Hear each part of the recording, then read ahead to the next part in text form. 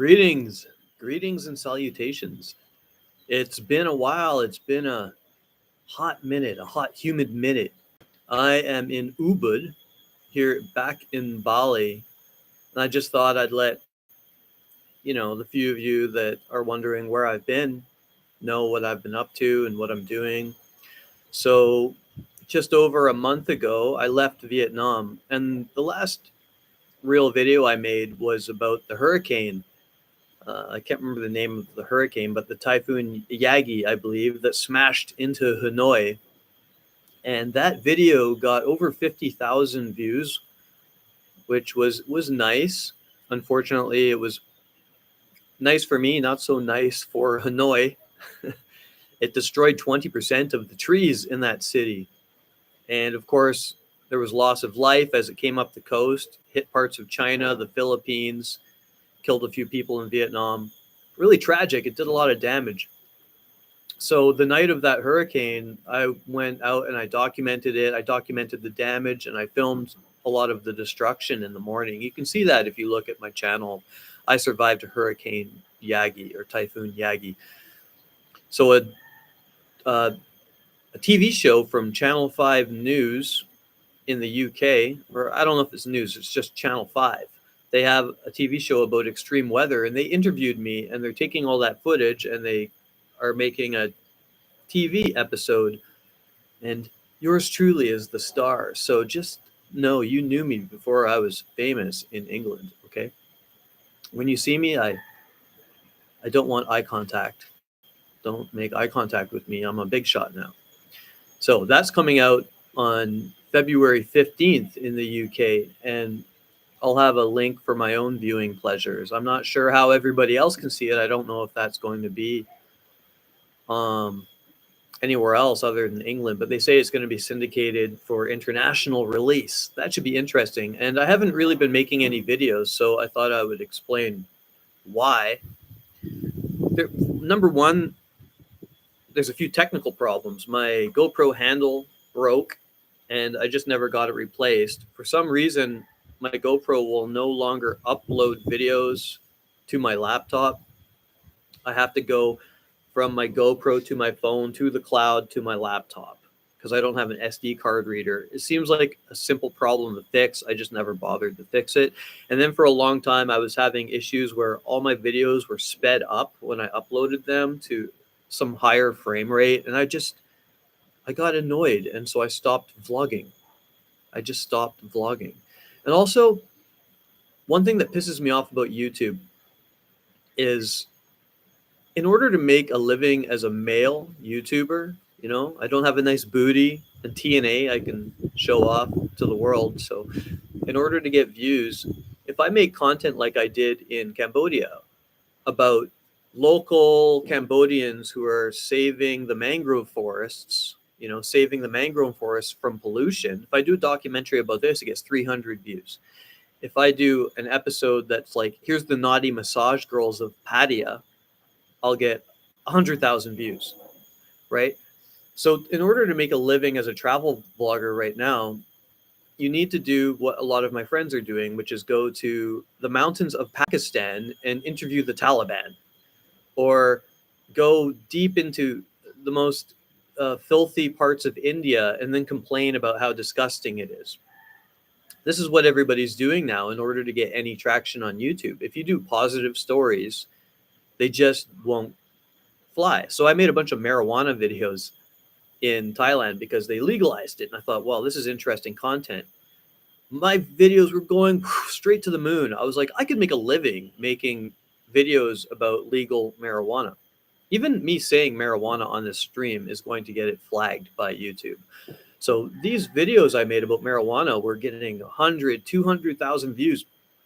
And then like one video, I made 900 USD off that video. Like, wow, I can make a living as a YouTuber. This is great. Guess what? YouTube demonetized it, age restricted it. It went from 300 views an hour to 2 views an hour, like that, because you're not allowed to glorify recreational, legal drug use at all. You can't talk about ayahuasca. You can't talk about anything. Actually, me even talking about this might get it age restricted and demonetized. That's why one of the reasons why I haven't been making videos. Because here's what does well. If you go and you sort my videos and you look at the top videos, it's like the most dangerous neighborhood of this city. Like, tourists don't go here. Here's the naughty massage girls. Here's some story about drugs. It's drugs, sex, violence, and fear. That's what does really well for a new YouTuber.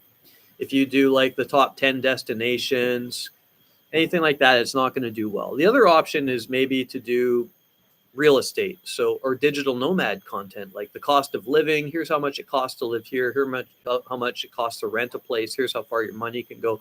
Those can do good, but there's already vloggers out there that do that far better than I do. They have drones. They have high quality camera gear. I'm just a guy with a GoPro. And so I got pissed off because if I make nice documentaries about local people, nobody watches it. It's not your fault. It's not the viewers. It's the algorithm of YouTube. So what most people I know are doing now is they go to the most remote places in what we would call shithole countries. I'm not saying India is a shithole, but you go to these shithole countries and you say, look at how dangerous it is here. Look at how crazy it is here. Look at how oppressive this regime is. Look at how sketchy this area is. Because that's danger and fear, right? People are afraid of traveling, so they want to watch these videos that kind of highlight these dangerous places. The thing is like, I don't want to go to the mountains of Pakistan. I have literally no desire to know about the culture of the mountain people of Pakistan. No offense to Pakistan. Like, I would like to go to Pakistan one day. I'm not saying I don't, but I don't want to have to do that in order to make a living, right? So a lot of people, like right now I'm in Ubud in Bali. Beautiful place. Yeah, it's touristic, but across the street from, look where I live. I live in this beautiful nature. You can see I'm in this guest house, got a swimming pool. I'm in the jungle. Just around the corner here in Ubud, there's a place called Sayuri Cafe. It's a vegan cafe where I work from every day. It's stunning. The architecture is stunning. The people are wonderful. The Balinese people are some of the friendliest people you'll ever meet. Maybe it's because they're Hindu. It's relatively cheap here. It's safe. You can go out at night on any street, man or woman. You don't have to worry about getting mugged. No one's going to steal your phone. No one's going to stab you. You can even leave your laptop laying around and people won't steal it. I don't suggest it. It happens. Theft happens here. But it's not like Medellin, where every time you step out of your house, you have to look for guys on motorcycles that are going to come and steal your backpack. Or if you go on a Tinder date, someone's going to spike your drink, right? Like, I made a video called The Dangers of Dating in Colombia for men. It's still getting views. It got up to 30,000 views really quickly because it's danger. It's sex. And so even me, if I don't put hot girls in my thumbnails, nobody watches it. And so this pissed me off because there are YouTubers out there that, and all they do is they call it a travel vlog. They go around, they film women, and they call it walking tours.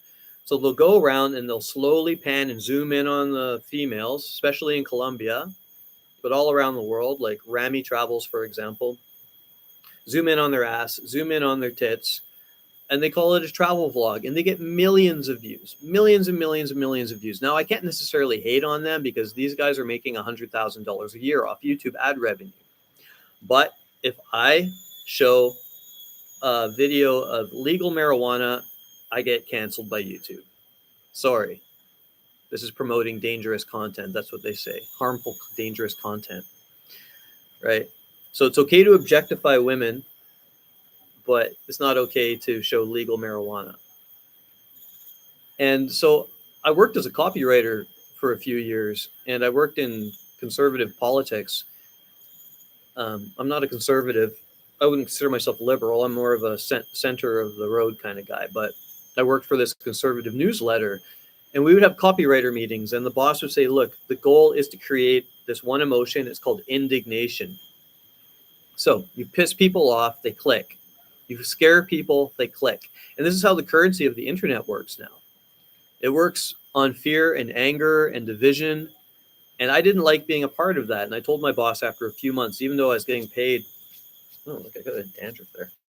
Even though I was getting paid really good money to be a copywriter, I didn't like waking up and having to look at the news every single day and seeing stories about war, uh, horrible things. And so that really, that pissed me off. And so I quit. Well, I got fired, but I quit. It's the same thing with YouTube. If you want to be a YouTuber now, and it's really hard to create positive stories and get ahead. Even anything on social media is like this. It's different for men than it is for women, right? So this is what women have to do to make money. They say, I'm a female empowerment coach. Here in Bali, every second Russian girl I meet is an Instagram, what do you call it? Instagram expert. Then you get their Instagram, and it's a picture of them doing a duck face with their boobs in your face, in a bikini with their nipples sticking out. Next shot's them doing a little pose showing off their butt, and then the next shot will be female empowerment stuff like be all you can be, right? So if they just give the advice of like be confident, here's how you do social media, most of them won't make any money. So they rely on the sex, right? They rely on the sex to get the views. I'm a very sexy man, obviously, but I don't have the curves that get the 100,000 views. So the female YouTubers can use their sex appeal. Men, we don't have the sex appeal. So what we have to use is danger, fear, and drugs, right? So Solo in Cartagena's most dangerous neighborhood, here I am in the mountains of Afghanistan, hanging out with the Taliban. And no offense to my friends who are doing this, because I know this is what you have to do to make a living. Not that I wouldn't love to go to Afghanistan and check it out, but I don't want to have to go there 2-3 times a year to India, Pakistan, or, the mountains of the Philippines in order to make a living. Another way that you make money is, say you go to the Philippines and you say, the Philippines is the greatest place on earth. Look at how amazing it is. And because the Filipinos speak English, they will all watch your videos. And I love the Philippines. I want to go back there. I know a lot of people don't like it, but I'm like, if I make videos there, people will watch it just because I'm a foreigner, right? So you go that and you glorify a country. But the thing is, you might get 1 million views and make $500 because YouTube is very, they're not racist, but like if you're from the Philippines, if all your viewers are from the Philippines, you'll get a much lower return on your ads, the ads that get placed based on if you get viewers from the United States. So if you're going into YouTube and you need an idea, especially in the travel vlog sphere, I highly suggest a real estate, because if you come, say, to Bali to make travel videos as a man, no one's going to watch it. Men don't care about Bali. Women love Bali because it's like the yoga, find your inner karmic goddess place of the world. If you're a single guy, it's a great place as well, but only if you're after yoga chicks. Men don't come here looking for dates. It's not like the place for that. That's why they go to Colombia, Thailand, the Philippines. So as a man, if you're a YouTuber and you're like, look at the hot girls of Medellin, look at the hot women of Thailand, you get lots and lots of views. But every video you do needs to be focused on that, because there's no danger in Thailand. If you're like, I'm in the most dangerous location in Thailand, you will get no views on YouTube, right? But if you go to Guatemala, well, a lot of Guatemalans will watch your content if you're like, Guatemala is amazing, or if on the opposite end, you're like, Guatemala is the most dangerous place in the world. You'll also get a ton of Guatemalans watching the video because they really care. Some countries really care what outsiders think. Bali, Indonesians, outside of Bali, I don't know. I've only been to Bali, which is an island in Indonesia. They really care. They don't care what outsiders think because they have a huge tourism industry anyway. What do they care? But if you go to Pakistan and they see you, like you'll see my friend Seal on tour, Nolan, he's walking around and he's got like 100 guys behind him because they're like, oh my God, there's a foreigner here. But you know what? There was a YouTuber in the Philippines. He went to one of the most dangerous areas of the Philippines, and everyone said, you shouldn't go there. You're going to get kidnapped. You're going to get murdered. And he said, get out of here. This is my job. Guess what happened to him? Some guys came in on a boat. They kidnapped him. He resisted. They shot him 2 times and dumped him in the ocean. That is what happens when you travel to the most dangerous places in the world and walk around making a spectacle of yourself. Yeah, you can get some views on YouTube, but it is dangerous. It's one of the reasons why I like Southeast Asia, because it's relatively safe and I don't have to think about these things. Even though I made a ton of videos in Latin America, I love Colombia. I love Colombia, but you know what? It's dangerous as fuck there. 5 of my friends got robbed or drugged in Medellin in the time I've known about Medellin in the last few years. You know, that stuff can happen out there. And so just to go there to make content, yeah, you get a lot of views from thirsty men who want to know, is this a cheap place to live where I can get easy girls? And there's nothing wrong with that. Like if you're interested in dating content, but as a content creator, what if you just want to show your adventures? Like, here I am on a motorcycle trip up to some remote village in the mountains of Indonesia. Nobody cares. Nobody's going to watch that. So you have to go to India, you have to go to Pakistan, you have to go to Afghanistan, you have to go to deep near the borders of the edge of Russia, places that are dangerous, or focus on sex. And that's why I stopped making videos, because I don't want to do that. I don't want to just make clickbait stuff about danger, fear, and sex and drugs. Otherwise, it's a waste of my time. It's a waste of time. So how do I make money? I used to not tell anybody, but I've worked as a writer for many, many years, and I've done content writing and copywriting, but my main source of income is dating coaching. So for 16 years, I've helped men learn how to date better. Not just date, but approach women in bars, in the daytime. And I used to take men around. I used to go around the world, flying around the world, and I would meet men and I go, congratulations, you've paid me $2,000 to give you permission to hit on women. And I wrote books about this, and the books did pretty good, and I've written millions of words of blog content on it. Back when it was the PUA, the pickup artist thing, back around 2007, that was the big thing. And that's kind of died out. Now, dating coaching, it's such a huge, multifaceted kind of job. It's like I do a lot of work with guys who are insecure, men who break up with who get divorced and lose their wives. They come to me to get their wife back or their ex-girlfriend back, and I work with them a lot on ego, a lot on confidence, social confidence. I mean, it goes deep. I even teach sex technique. I mean, I teach hypnosis, NLP. I do all kinds of crazy stuff. I'm a certified life coach. But I'm also an author. I'm also a copywriter. I'm also a YouTuber. So to make money, I do all kinds of stuff. I get my own clients from my own sources, my blogs, my YouTubes. But I also do work for other coaches and other companies that need help as a freelancer. Because when you were a digital nomad, when you travel the world, you do whatever you can to make money. And over the years, you meet a lot of people and you do a lot of jobs and you build up these skill sets. And then you can use all of those skill sets to make money, right? Because you have to. And really, you have no choice if you want to live like I do. And I love living like I do. People say to you, Tony, don't you want to settle down? I'm like, why? Right? I know people that are settled down. Guess what? They're paying $1,200 a month mortgage. They have kids. They have to pay, who knows how much kids cost these days. They got to help pay for their wife. Especially if they have a Russian wife where you have to pay for everything. If they go to the dentist, you got to pay for it. If they want a chocolate bar, you pay for it. Or if they want a luxury home, you pay for it. They want a vacation, you pay for it. That's expensive as hell, having a girlfriend. I have no car, no kids, no wife, no house. I live in, random guest houses. Like this guest house I'm living in right now costs me 16 Canadian dollars a night. I have a swimming pool. I'm in the jungle. I'm next to a coffee shop full of beautiful people. Every day they have free language classes at Sayuri. They have yoga classes for free, dance classes, everything.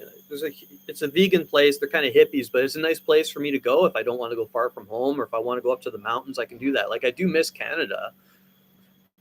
But Canada's expensive. It's so expensive. Just to live there, you have to work so hard just to have a basic life. I hardly have to work. I get a few clients. I do a lot of marketing on Twitter, Reddit, YouTube, my blogging and stuff. And I get one client. One client will pay me $3,000 to $5,000. Boom, coaching package. I get one of those a month. I'm good. I'm saving money. I've been saving money, and I could go live in a villa if I wanted to. I have enough money, but I like seeing my bank account go up. So one month I might only make $1,000. Not a good month. Next month I might make $10,000. Well, great. I still live the same. I have one backpack. I have 3 shirts, 3 pairs of shorts. 7 pairs of underwear.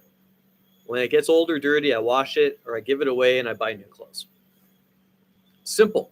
I rent my motorcycle. I rent where I live. I'm actually getting down to the point where even my taxes are getting simplified. Everything is simple, right? But in order to do all that, I've had to take my focus off YouTube for a bit. And I have been thinking about doing more travel content. It's just there's not much return on investment. It was an experiment. I wanted to try it for a few years and see maybe I could make a living as a travel vlogger. And I learned a lot. I have learned a lot. It'll be interesting when this documentary comes out in the UK where I'm featured to see if it brings me any more traffic or followers or attention to my YouTube channel. Because, the people like who have supported my travel vlog, they always say, Tony, your videos are amazing. You're so underrated. And pumped up my ego and stuff like that. And that's nice. I really appreciate that. But at the end of the day, you got to pay rent, right? And my friends who I've seen come up, like LSWR, ELLISWR, really great channel. Him and his girlfriend, they found a niche in food. For some reason, they were doing all kinds of stuff. And then they did some food videos in Thailand and they took off. And so they focus on food. I've tried focusing on food. Nobody cares. I'm not a good food vlogger. And I fast every day. I only eat once a day, not usually until 2, 3 p.m. I lost 35 pounds just by skipping breakfast. So food is not for me because if I eat once, I'm done. Then I've got Seal, and he's brilliant because he figured out shorts. He figured out you can make a lot of money off shorts if you make good stories. And he tried coaching me on it, but he's a video editor. I'm not a professional video editor, and he's really good at that. I'm lucky that I had this coaching thing that I've had for 16 years. Like, I'm very, very good. I'm a very good coach. If you need a dating coach, let me know because I've been doing it a long time. So yeah, that's where I'm at right now. And basically right now I'm just working on my coaching business and living in Bali. After this, I'm going to Malaysia when my visa expires, and I'm going to go to Penang. And I was thinking maybe I'll make some travel videos of Kuala Lumpur and Penang. But it's just so frustrating when I go and I make a travel video after doing this for 2 years, 250 videos, and I get 300 views. Unless it's like I find the dangerous thing about Penang, or I find the sex-related thing about Penang, like Solo in Kuala Lumpur's most dangerous neighborhood. Like, I don't want to put myself in those situations for clout. Like, I don't care. I don't get a thrill out of being in the ghetto. And I don't think that really exists in Southeast Asia unless I go hang out with like radical jihadists in the south of Thailand or something. Like, it's just not interesting to me. I might go to India, but I want to go to India because I was introduced to a guru. I'm very into spirituality, by the way. I read a lot of books on Eastern philosophy. I really love Osho and Sadhguru. They're kind of like the top gurus in that space for white people at the moment. I do a lot of meditation, but I'm not quite as woo-woo as a lot of the people here in Ubud. Like the cafe I go in there one day, and all I hear is, ooh, ooh, ooh, ah, ah. I'm like, what the hell is going on? And in the back, there's all these hippies running around screaming and making noise, and I guess it's called releasing, right? Or another day I go in there and I hear, basically like, Hare Krishna, Hare Krishna. They're not saying Hare Krishna, but they're doing some kind of mantras, and they're all with the incense and their weird little bells and their sitars, and everyone's in like white robes, and they're all like, ah, and they're inviting me, come in. And I'm like, no, thank you. I'd rather go to a punk rock show. But I like the idea. It's really out of my comfort zone, but I'm hanging out with a lot of these spiritual people here in Ubud. Ubud's like the hippie place. It's also incredibly touristic. And it's also got the highest concentration of beautiful women I've ever seen. It's ridiculous, here in Canggu especially. But that's where my life is at. And I was working out a lot. But then I got kind of lazy with that. So I haven't been going to the gym. And Today I changed that. Here, shake my table. So that's it. That's what I've been doing. There's a documentary coming out. I'm in Bali. Next, I'm going to Malaysia. I'm considering India to go visit this guru that was recommended to me by one of these hippies, where you go for a week and you meditate with the guru and he talks to you and helps you break down. I don't even know what a guru would do for me, but it couldn't hurt, right?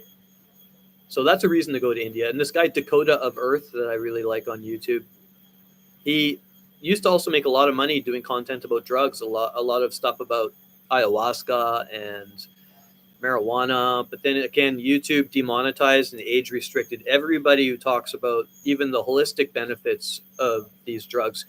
Yet, you know, YouTube's so hypocritical, like considering they really promote big pharma. It's okay to tell everyone to get your untested experimental vaccine shots, but you can't talk about marijuana, a plant that's grown on this planet since long before humans were here. So hypocritical. There's a lot of stuff I don't like about YouTube. Also, YouTube's really woke. Any content you make about men, they don't like. Yeah, so that's where I'm at. So I know some of you miss me. About 300 of you always watch every video. I don't know why. No matter what I do, I'll get 300 people.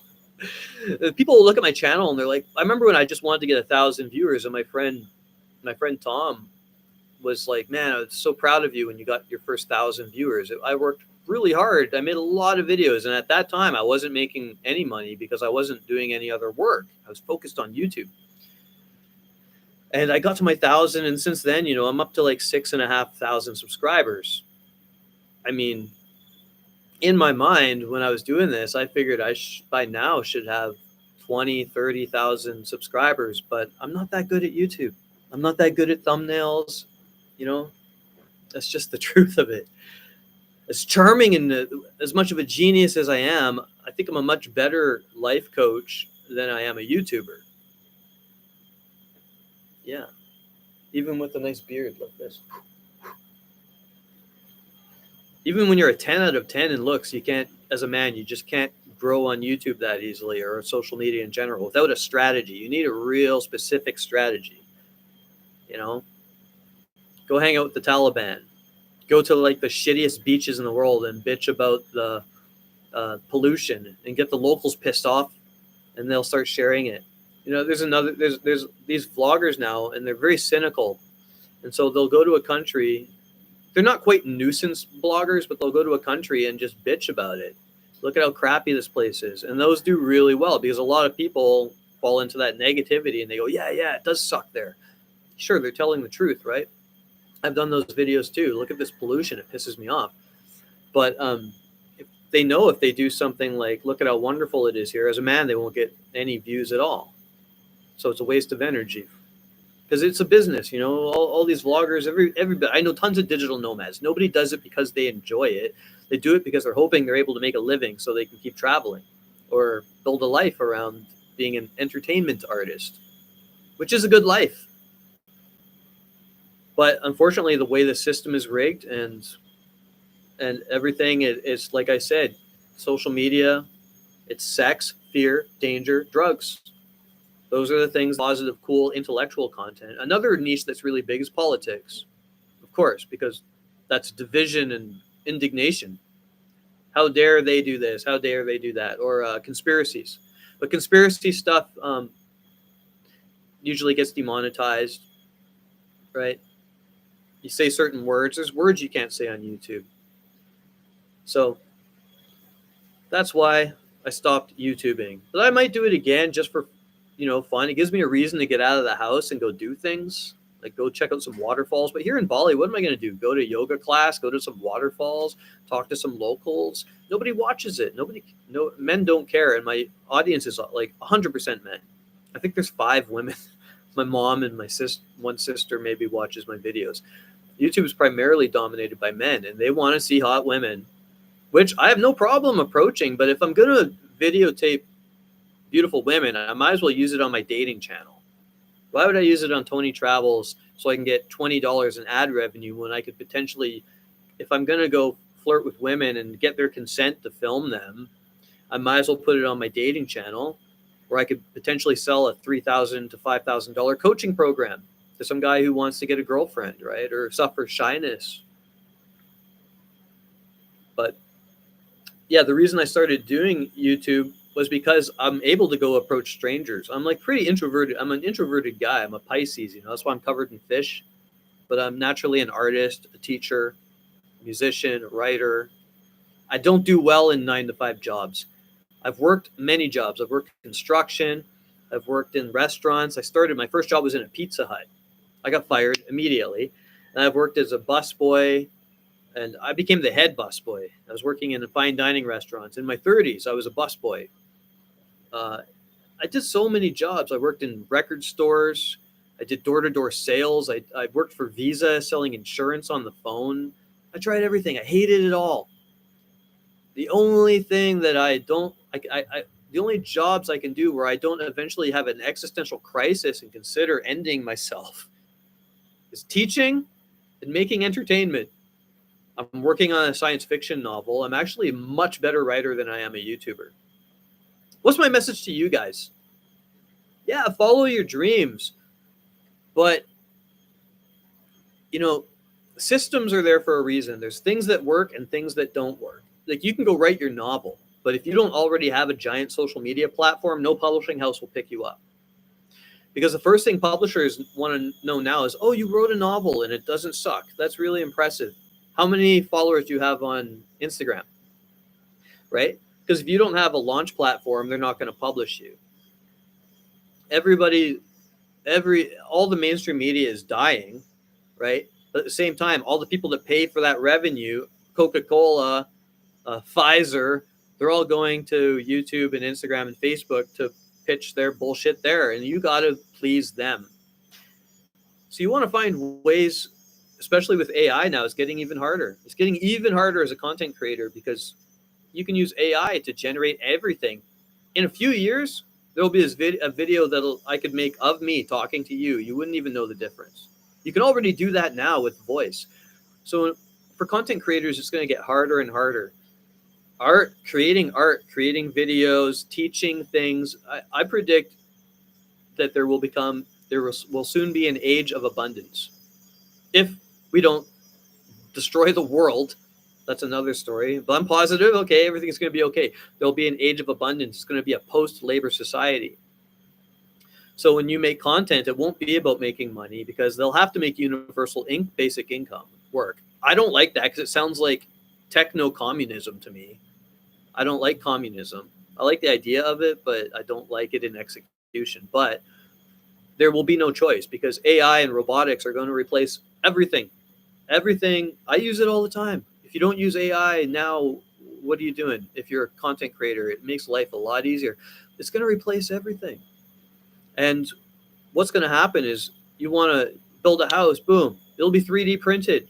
AI will design it with their AI architects. And you want to write a book, boom, AI can write an amazing story. AI will be able to produce a video game. Say you're like, I want to play a video game set on the planet Mars, 9 million years in the past with dinosaurs, and I'm a transgender robot. Okay, done. Boom. Full virtual reality. You're in it.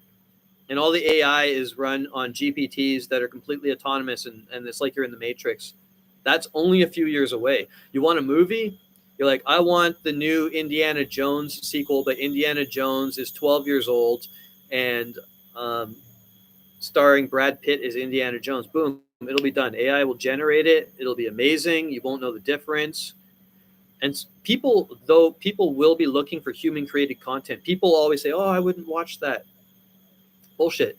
Everybody's going to watch it. Everybody's going to play with AI, use AI. It'll become so normal we won't even know. But we won't have to do work anymore.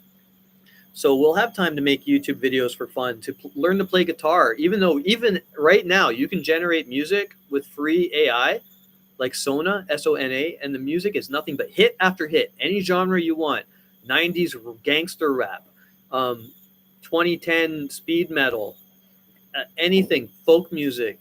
You can get the AI to generate it, and it's like hit song, hit song, hit song, hit song. The music industry's freaking out because the AI basically stole all of their hit music and figured out how to make the exact music. In this book, Brave New World, they called it Muzak, Musak. Just they figured out the algorithm of what humans like, and they predicted it, and they make the music. Boom, done. So people will actively seek out human-made content and human communities, and people won't know what's real and what's not. That's coming really, really soon. So, like, if you have big dreams of being a YouTuber or a copywriter, you better put a full stop on that and really consider what that means in the age of AI. Because I've read a lot of sci-fi books about this exact scenario, like, for example, The Culture series by Ian M. Banks. The Culture series, check it out. Amazing books where he predicts far, far, far in the future where humanity is basically merged with godlike AI and they live in a utopian society and they interact with other societies. And what this means is that humans can be anything and do anything they want. So you want to be a whale who lives for 1,000 years under the ocean? Yeah, boom, they make you a whale, no problem. You can live forever. You could be a bird or you could be a robot. Your consciousness is transferable. And they're already starting to do this with Neuralink. Okay, I'm getting a bit off topic. But these are the things I think about. And the thing is with my travel, I consider myself kind of a pseudo intellectual, like a homeschooled philosopher.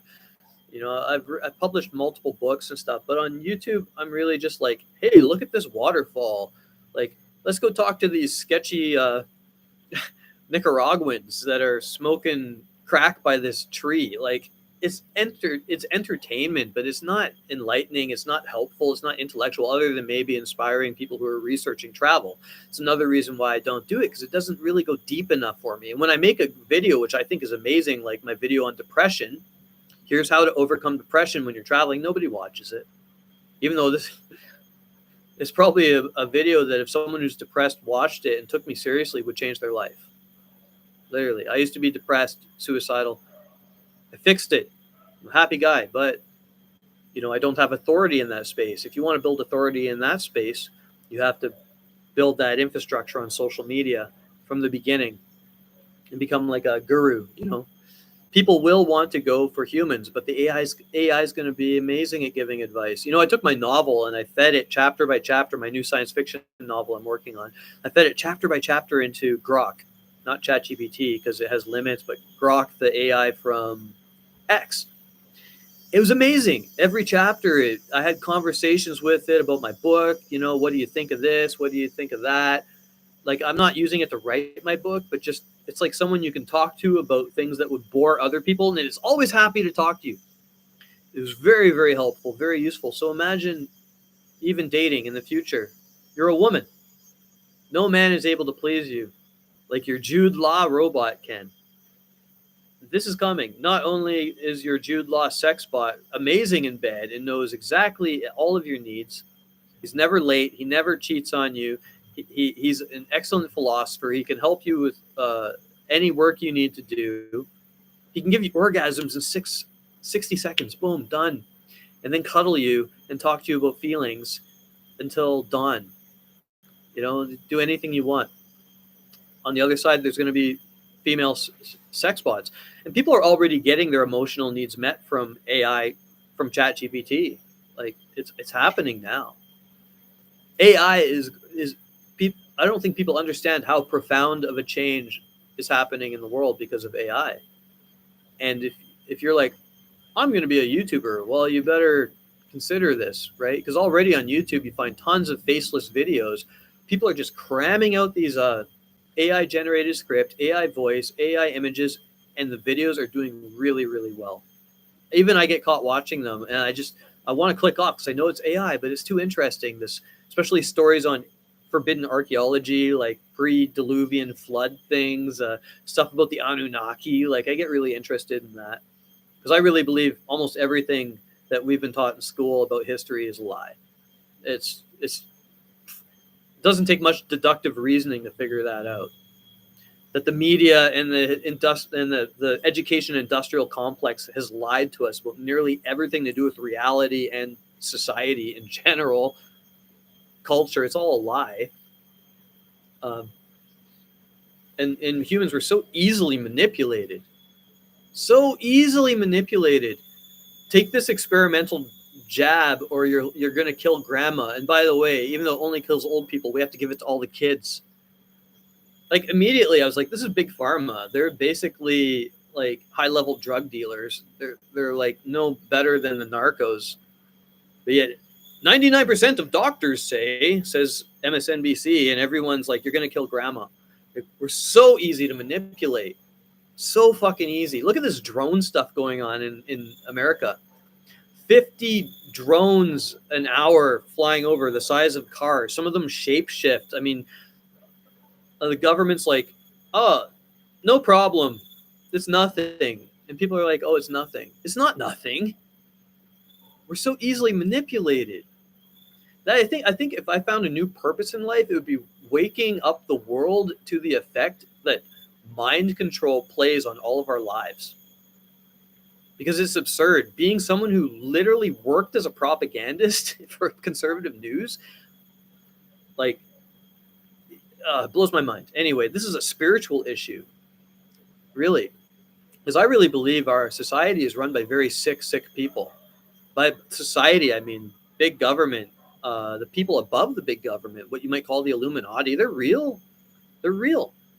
I've read a ton of books on this. I've done so much research on it. And I don't like to focus on it, but I like to be someone who knows some semblance of the truth about what this reality is. Of course, that has led me down deeper spiritual paths.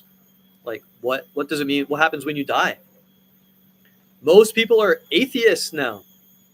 Actually, the new Christianity is making a comeback just because people realize that atheism is a dead end, and it's very depressing. Oh, it's just lights out.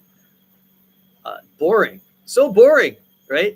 We have tens of thousands, 100,000 years worth of religious information out there. And it's not like that's just religious information. It's spiritual information about what this reality is. You can go on YouTube and put in life, NDE, near-death experience, and watch 1,000 hours of people who have died and come back and explaining exactly what they saw and exactly what happened. And they all say the same thing. They come back and they go, this isn't real. That was real. Okay? Everything that happens in this reality was a choice that you made before. We all get reincarnated. Energy never dies. Nothing dies. Even if I burn this cup, it doesn't disappear. It turns into carbon. The carbon goes into the earth. It fertilizes the soil. If you breathe, those molecules don't disappear. They enter the atmosphere and feed animals. Same with consciousness. Consciousness doesn't end. I figured this out when I was about 10 years old. Just thinking logically about it. Yet people think, oh, when you die, it's game over. Come on, man. They've been telling us forever, even whether you believe in heaven or nirvana or whatever. It's obvious that, and this is actually a pretty popular belief, that we're having a human experience. We are God energy having a human experience. When you die, you bring that information on your soul's development back to the source. So I've been working on that a lot, reading a lot about that. That's what I've been doing. I suggest you do it too. All right, that's the end of my stream. Give it a thumbs up. I love you all. If you want to see more videos, let me know.